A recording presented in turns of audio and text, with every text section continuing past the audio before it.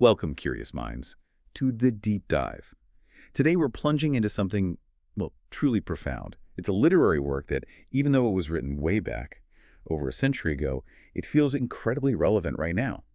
Our source material for this is drawn from excerpts of an analysis called Dostoyevsky'nin Shetanlaru, Siyasi Ashurlin Anatomizi. That translates roughly to Dostoevsky's Demons, an anatomy of political extremism.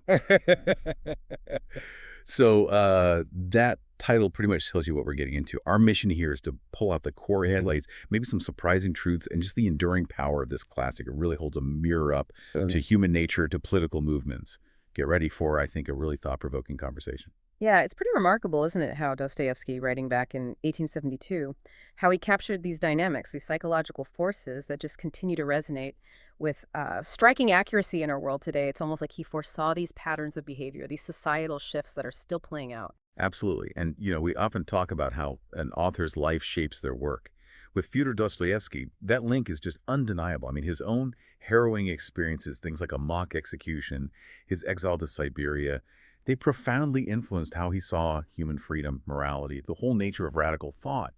And it was against that backdrop, this really intense personal and political turmoil, that Demons, or The Possessed, as it's also known, was published 1872. Exactly. And the historical context is just crucial here. This novel wasn't purely imagination. It was directly inspired by actual events, very real things happening in Russia. Specifically, it drew from a pretty notorious political murder involving these radical, nihilistic movements of the time, groups who believed in rejecting all traditional values, moral, religious, often leading to extreme skepticism, and sometimes, well, destructive action. Dostoevsky was really dissecting the reality of his era, showing how rooted his fiction was in what he saw around him. Okay, so against that backdrop, his life, the times, how does he actually bring these big ideas to life in the story itself? Let's talk about the plot a bit. Spoiler-free, naturally. It essentially kicks off when this enigmatic and really manipulative character, Pyotr Verkhovensky, shows up in a quiet provincial town. And he very quickly starts to orchestrate, to control this small group of, well, impressionable revolutionaries. From that point on, it's this chilling descent, isn't it? Calculated manipulation, ideological fanaticism, and ultimately the tragic kind of inevitable downfall of several characters who get caught in his web. It's quite devastating. It is, and if you connect that to the bigger picture, the way the novel is structured, its portrayal of this town, it really acts as a powerful microcosm. It's a vivid picture of wider societal vulnerabilities. It shows exactly how these radical ideas can, take root and fester, especially when mixed with ego, desperation, and a real lack of moral grounding. It's almost like a blueprint for how chaos can just blossom when the conditions are right. And it's really through these characters, these complex figures and their internal struggles, that the novel digs into some profound, sometimes unsettling ideas. Dostoyevsky truly crafts this gallery of human complexity. So, at the core, you have the orchestrator, Pyotr Verkhovensky. Then there's the enigmatic, very influential Nikolai Stavrogin. You've got tormented idealists like Shatov and Kirillov, each wrestling with their own philosophical crises. And then the older, sort of detached liberal figure, Stepan Trofimovich. They feel like more than just characters, don't they? Like different facets of one deeply fractured society. Absolutely. And this brings up that important question about the psychological depth he gives them. They aren't just moving the plot forward. They embody these different facets of the novel's big themes. It's their internal struggles, their doubts, their convictions, their moral compromises that really drive the fanaticism we see. I think the truly prophetic thing isn't just that he foresaw political extremism, but how he mapped the psychological journey. That descent of individuals who embrace absolute certainty and in doing so become blind to their own humanity. It seems almost inevitable then, with characters like that in a society sort of teetering on the brink, that demons would delve into the darker side of human nature and political belief. What are some of the most profound, maybe unsettling themes he forces us to confront? Well, the novel really dissects that terrifying path from, say, high-minded principles to ruthless fanaticism.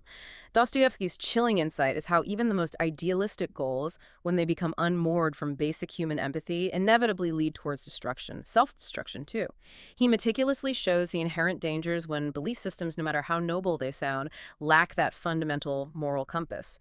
So it's about the insidious nature of moral corruption, that profound conflict between faith and nihilism, and definitely the dangers of ideology when it detaches completely from ethics. And he presents this through what the characters do, what they think, their internal monologues, and ultimately their tragic fates. It serves as a really stark warning. You pinpoint the dangers of ideology without ethics. But, I mean, couldn't someone argue that all powerful ideologies carry risks, even ones with seemingly good ethics? Does Dostoevsky offer any hint of a constructive way forward? Or is his message just one of sort of complete skepticism towards all these grand narratives? That's a crucial question, yeah. While Demons really focuses on the destructive potential, I don't think Dostoevsky is necessarily saying abandon all belief. It's more like he's urging constant vigilance, a questioning of certainty, a grounding in compassion. He doesn't really offer easy answers or a neat solution. It's more a profound exploration of the human soul's capacity for both good and evil when faced with powerful ideas. His sharp satire, it definitely ridicules radicalism, exposing its absurdities, its hypocrisies, but he also has this profound psychological insight into what makes people tick. He gets right inside their heads, revealing the complex, often contradictory forces driving them. So let's bring it forward. What does all this mean for us today? It feels like the bridge between 19th century Russia and now is surprisingly short. It really is frighteningly so sometimes.